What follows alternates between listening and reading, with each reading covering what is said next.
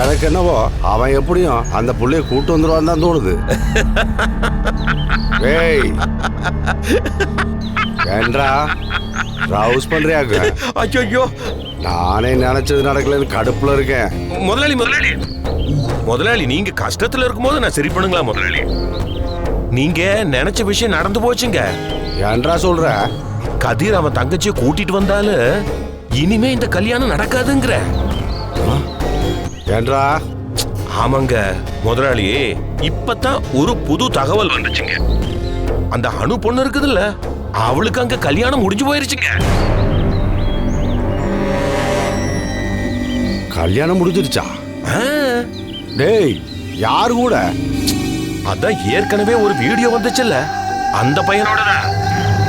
அது ஏதோ காளிமுத்துவோட பையன் சேரனாமே. ஏண்டா